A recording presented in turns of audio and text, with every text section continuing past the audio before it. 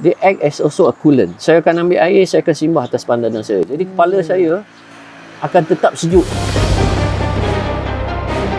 Assalamualaikum, Iwan. Hai.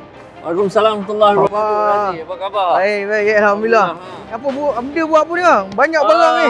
Ni tengah Macam check sibuk ni. Tengah check ni lampu ni pasal kena make sure pasal bila kita ada event ultra run ataupun trail run, kita kena sediakan barang-barang ni semua, kita tak boleh miss. So kita kena get ready benda-benda item atas meja ni semua ni just have to be prepared lah. Apa yang sebenarnya first sekali yang perlu paling basic perlu ada? Untuk saya basic yang perlu ada ialah air lah.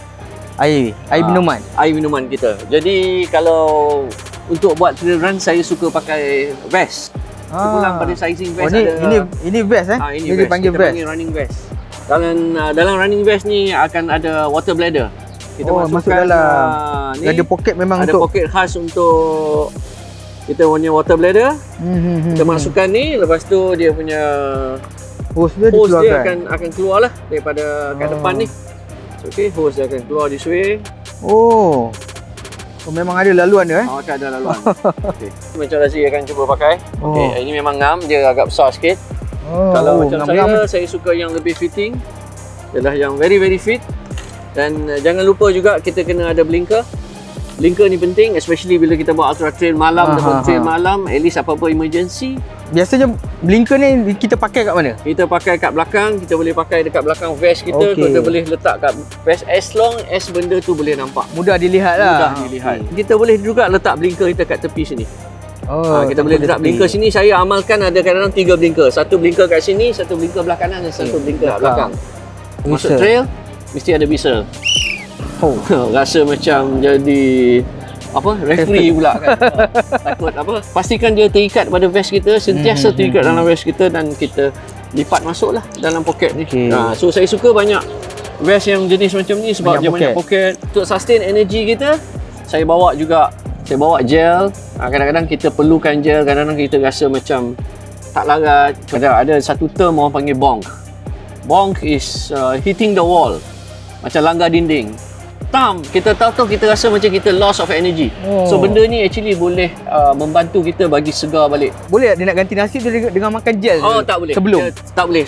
Elok-eloknya kalau nak makan gel ni masa on the move. Kan bila pakai vest ni yang kata ni pipe untuk air ni. Okey. Air sekurang-kurangnya at least kena ada dalam lebih kurang 2 liters atau 2.5 liters. Dan tip saya pula, apabila kita lari long distance ni, kadang-kadang badan kita panas. Saya akan masukkan separuh air dan separuh lagi ais. Ais tu bertindak menyejukkan tulang belakang kita. Jadi bila tulang belakang kita sejuk, kita punya brain pun akan sejuk. Jadi dia akan boleh elakkan juga kita daripada kena heat stroke. Itu yang saya amalkan pada diri saya dan amat berkesan sekali. Okey, selain daripada blinker tadi, ada kalanya organizer yang kita ni memerlukan kita pakai reflective vest. Reflective vest ni actually very important, bukan apa. Cuma added safety, eloklah kita pakai safety vest ni ataupun reflective vest ni. Antara mandatory item yang kita nak tadi ialah whistle yang kita ada tadi. Kita ada first aid kit. Dalam first aid kit, saya siap ada gauze, space blanket, dia keep us warm. Selain daripada itu, insect repellent. Saya bawa juga insect repellent just in case, insect repellent. Plaster for emergency kita kena ada. Salon pass, takut kita lenguh-lenguh badan ke. Also part of the items yang kita kena bawa. Dan ada satu secret weapon saya. Yang ni secret weapon saya ialah pil untuk sakit perut. Dan kita juga perlukan krim untuk kita sapu pada muscle kita just in case kita nak cramp ke apa-apa. Selalunya saya amalkan sebelum saya pakai seluar lari, saya akan sapu dah krim ni siap, yang cool gel. Baju hujan, simple baju hujan seperti poncho pun penting juga. Kadang-kadang hujan terlalu lebat, kita terpaksa take cover.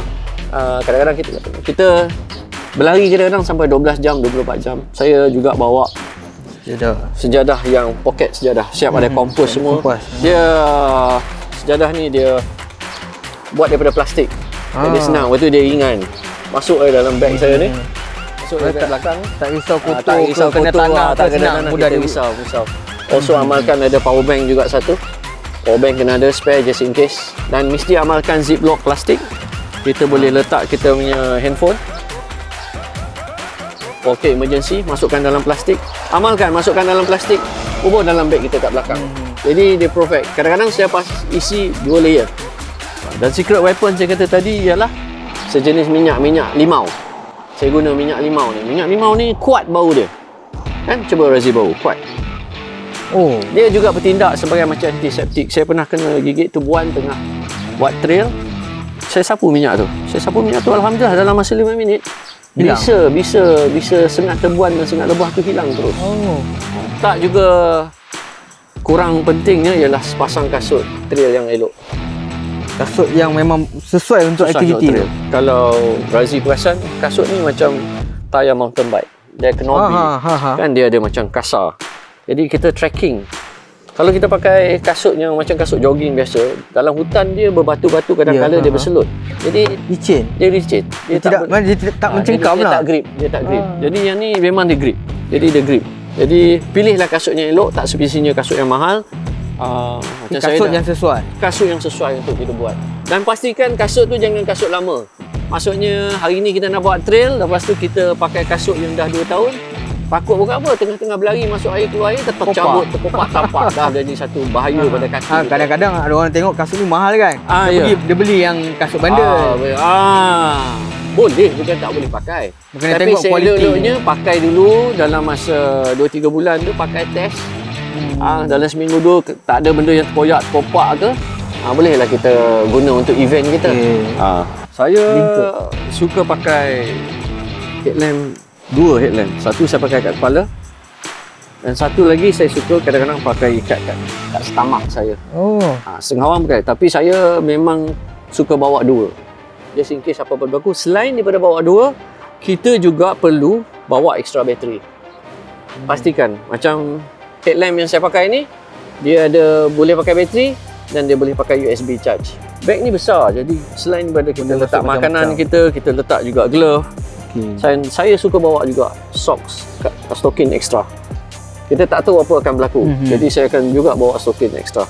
Saya kalau masuk buat ultra trail run ni, ataupun trail run ataupun short hike, saya lebih suka pakai long sleeve.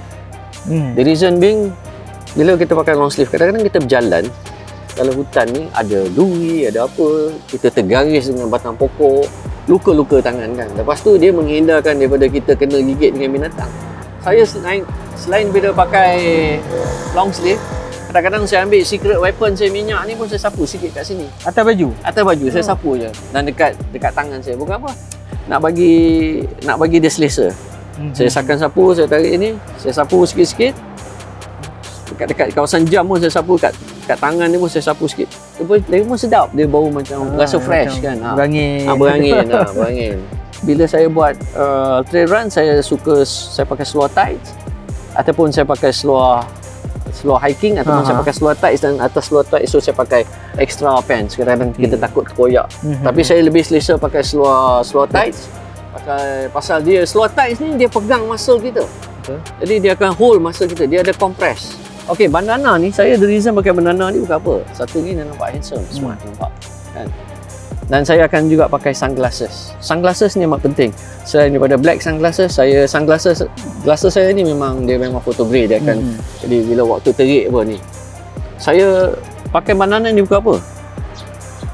Dia act as also a coolant. Saya akan ambil air, saya akan simbah atas bandana saya. Jadi kepala saya akan tetap sejuk dalam apa jua keadaan. Tapi seeloknya kita taruh air ni sebelum kita start berlari.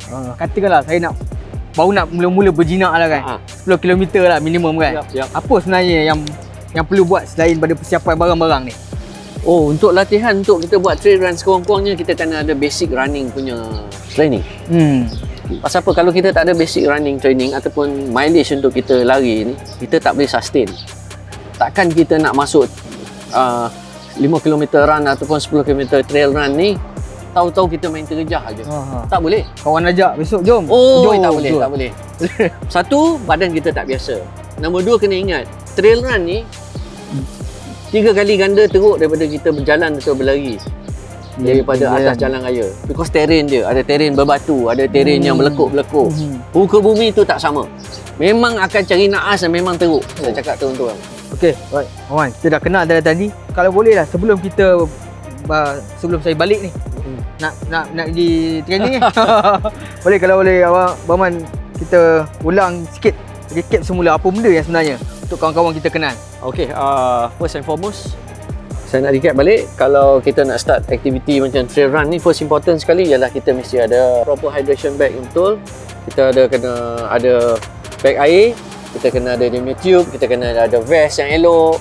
Ataupun tak ada vest pun kita ada waste water bottle. Tapi waste water bottle ni tak cukup. Dan kita kena ada juga first aid kit, di mana kita ada whistle, segalanya ubat-ubat kita, paracetamol, ubat nyamuk sedikit. Lepas tu kita ada juga minyak-minyak yang penting dan ubat sakit perut, gel untuk kita makan, especially lampu yang very important. Lampu-lampu untuk kita emergency, kasut very important, shoes, very good pair of shoes untuk trail run, extra pair of socks, botol air kecil pun boleh, glove, dan also reflective vest. Dan juga poncho ataupun baju hujan yang kecil. Tak lupa juga extra power bank just in case phone kita mati untuk emergency, dan plastik ziplock untuk kita letak kita punya phone dan juga poket sejadah. Jadi kita nak bersolat. Other than that, itu terpulang pada diri sendiri, dan juga boleh bawa makanan ringan. Jadi waktu trail run ni kita jangan miss. Jangan kata okey kali ni saya nak makan sikit, next ni saya amalkan tiap kali berhenti setiap 5 atau 10 km saya akan makan. Makan benda yang solid. So benda yang solid akan make sure you punya energy level is sustain. Macam gel ni semua just to assist saja. Yes. Sedikit je. Dia pun tahan paling kuat 3 km, lepas tu energy kita ni. Long term dia tak tahan lama. Nasi ataupun carbohydrate, proper carbohydrate. Dan saya sebelum saya buat trail run, kadang-kadang saya makan nasi 2 jam, 4 jam atau 6 jam sebelum tu, dan kalau saya nak cepat saya makan pasta. Saya makan pasta sepinggan 2 jam sebelum saya masuk trail. Pasal trail ni kadang-kadang tak melibatkan larian yang terlalu laju. Kalau kita makan nasi, takut sakit perut pula. Solid. Tapi nasi ialah satu karbo yang bagus, dia akan tahan lama. Okey, baik Awan. Rasa cukup banyak dah ilmu yang kita dapat hari ni. Saya pun rasa macam tak sabar ni nak memulakan ni. Boleh. Tapi kena training dulu. Training dulu. 1 ke 2 bulan. Untuk sebulan pun boleh lah. Sebulan pun boleh, tapi masuklah denai-denai yang simple dulu. Janganlah redah tu. So barang dah kenal. Barang dah kenal. Saya pun minta diri dulu. Okey, kita jumpa lagi. InsyaAllah all the best. Nak training ni. Semangat. Okey, semangat. You can do it. InsyaAllah we can do it. You can do it. No Okey. problem. Baik, Assalamualaikum. Assalamualaikum warahmatullahi. Take care.